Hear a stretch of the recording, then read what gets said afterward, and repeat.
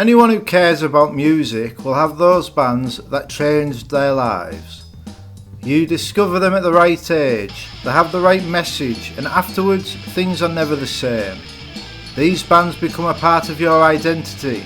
You hear their words in your head at crucial times in your life, and they help you define just who you are. For me, No Thrills are one of those bands. I was about 14 when Pez and the Boys first entered my life. Living in the Castle Hotel, my mum said there was going to be a live band on one Friday night, so it might be a bit noisy when I was trying to watch the wrestling. She wasn't wrong, except about the watching the wrestling bit. I came downstairs into the pub to watch these purveyors of noise, and I'd never seen anything like it. Our pub, normally frequented by middle-aged men, teenagers taking advantage of the free pool table and, at the weekends, the football lads, had been transformed. What I saw was leather, studs and mohawks, the band and their entourage completely changing the aesthetic of the packed-out venue.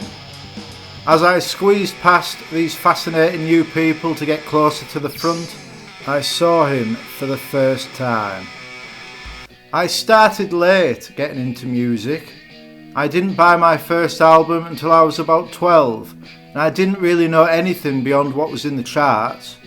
The singers I saw were all on top of the pops, wearing nice clothes with neat hair, while the man perceived as the coolest in rock and roll did nothing but squat with his hands behind his back while occasionally shaking a tambourine. Pez was so different. The mohawked madman moved about like a Tasmanian devil with ADHD, jumping off chairs, bouncing around the pub, singing in the crowd, only pausing to swig his beer before spitting it back over his rapturous acolytes. To a virgin in the scene, it was the most captivating thing I'd ever seen, and I got swept away by it all. This is what music is meant to do to people. I obtained a copy of their album entitled Thrill Disc, and it stayed in my CD player for months. Songs like Don't Matter, the Iggy Pop cover Search and Destroy, and the immense Wasted became the soundtrack to my life when I wasn't at school. When Pez asked if I wanted to come on the minibus to a gig at Kendal, the acceptance I felt stood out so much compared to the increasing disenchantment I felt at school and in the rest of my life. Here's me, travelling to see this incredible band, sat in the minibus with them and the gang that followed them. That night, free from the gaze of my mum, I let myself go wild with the rest of them. It didn't matter that I didn't know what to do or how to dance the punk style. I watched what the others did and did my best to do the same. Whether I was good at it or not was irrelevant. All anyone cared about was the music. When Pez held the microphone out for me to shout Wasted during the chorus, I felt 1,000,000 feet tall. At 15, I made my first venture into the blues nightclub. No Thrills were playing, and Pez had promised my mum I'd be looked after. I spent the afternoon and early evening glass collecting in the pub, earning extra pocket money to buy a few drinks when I went out.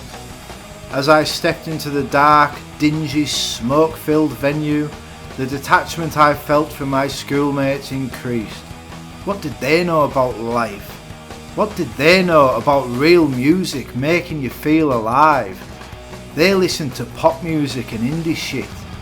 They talked about what was on the television the night before. They didn't talk about No Thrills, and they weren't here tonight, where the world was about to come alive.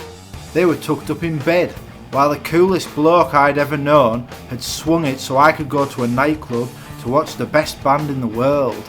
It didn't matter about the dickheads in the world and how they tried to make me feel, because Pez had shown me there was a place in the world where I was accepted for exactly who I was, where I could lose myself in reckless abandon. As I grew older, I started going to see No Thrills less. I still loved the band, and Sally's 7 Deadly Hymns, featuring the immense Loser, still received heavy rotation in my stereo.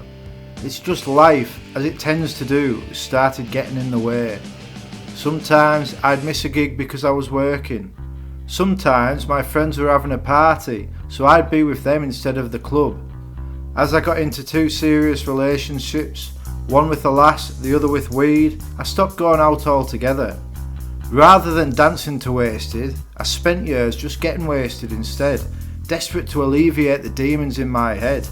I listened to the CDs, but going to gigs, any gigs, became a thing of the past.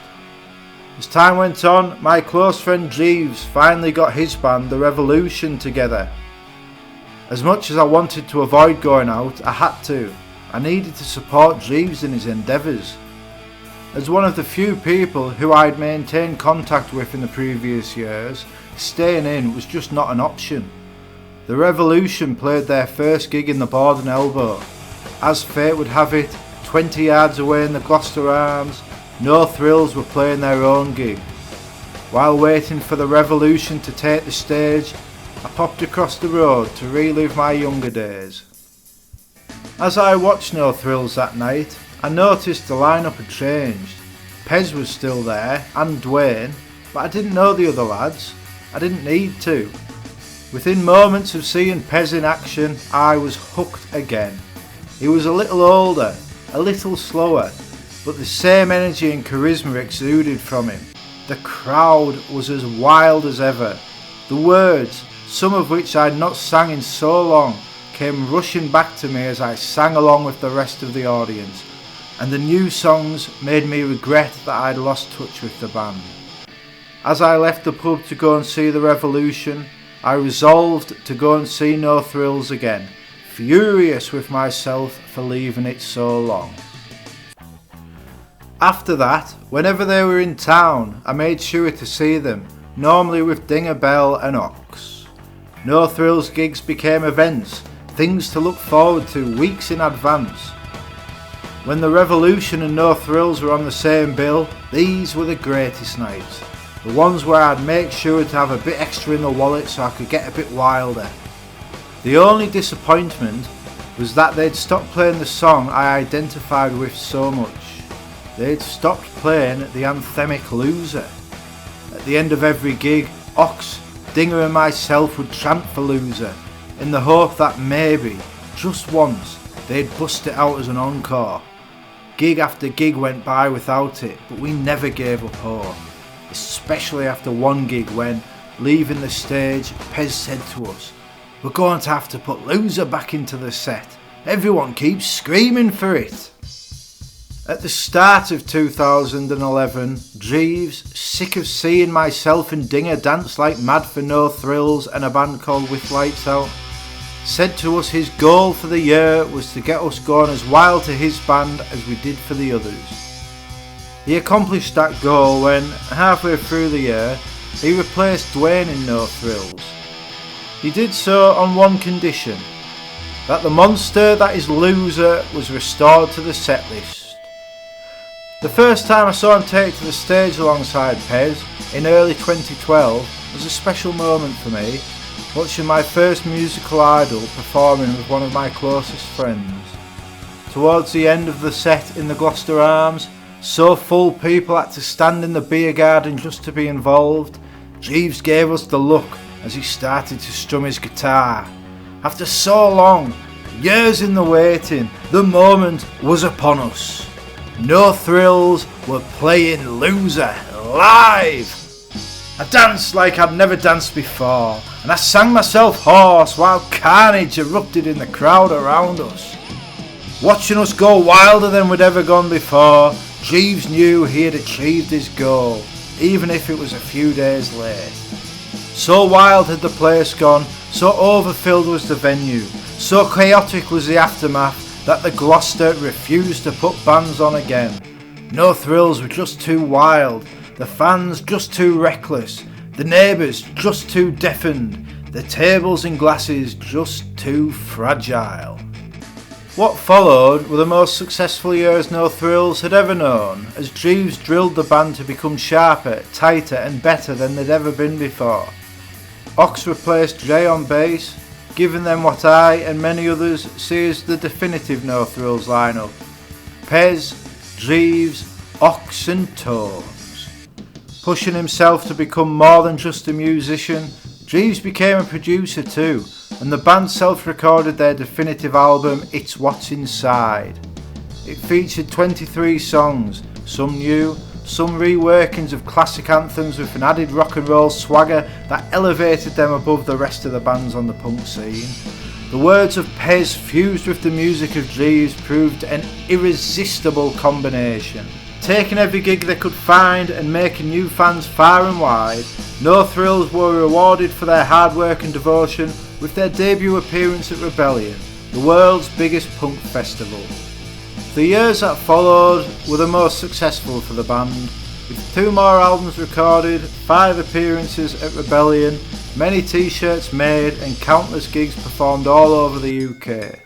They played with punk forefathers like the Cockney Rejects and UK Subs, while never losing touch with their roots, playing hometown gigs whenever possible. As venues started closing and the punk scene started dying, No Thrills were the defibrillator, pumping heart into it and keeping it alive. They went through a succession of drummers, finally settling on Haz, who performed until they called it a day. After Jeeves left, things were never the same, and though they found a replacement, the band announced their decision to call it a day, although not before an unusual development. Their last TV appearance was related to how their song, This Town Stinks, had reignited the fight against the Omega Proteins group, and the awful smell created at their animal rendering facility that lingers for miles around, known as the Penrith Pong. Following their song launching the campaign into the wider consciousness, a 30 million investment to combat the smell was announced, just days before the band went their separate ways. With this announcement, No Thrills proved that a local punk band could change the world, even if only within a 10-mile radius. Their decision to call time on their career brought sadness to the punk world, with fans near and far paying tribute to a band that made us all feel a little bit taller, a little bit prouder in ourselves, that made us stick out our chests and say, this is who I am, and I don't care if you don't get it, because I do, and so do they.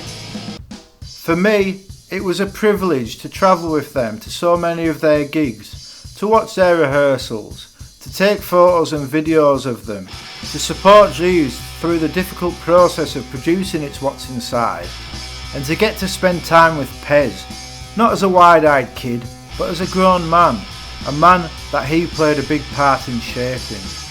Not many people have the opportunity to know one of their heroes in such close quarters, but I did, and Pez lived up to every expectation.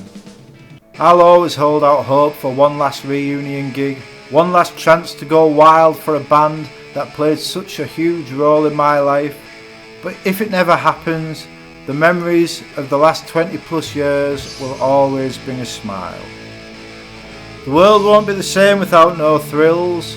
It'll be a little bit quieter, a little less fun, and a little less hopeful. The fans will always listen to the songs and will regale younger generations with tales of the legendary punks that proved a bunch of rejects from a small market town could truly impact on the world. They'll talk about Ox and his metrosexual vibe. They'll talk about Jeeves, his fiery determination and his rock and roll swagger. They'll talk about Haz and Tony and Jay, Duane, Daft Gary and the rest. And they'll talk about the Peter Pan of punk, Pez, and how his words, his passion and his heart impacted on everyone that he came across. From 30 million investments in improving society, to the bands they inspired, to the fans they entertained, right down to a 14-year-old kid lost in the world who started to find his way because of No Thrills, and because of Pez, the mohawked madman who changed the way that kid saw everything. This is a video I made for the song Loser. It changed my life. Maybe it'll have a positive impact on yours.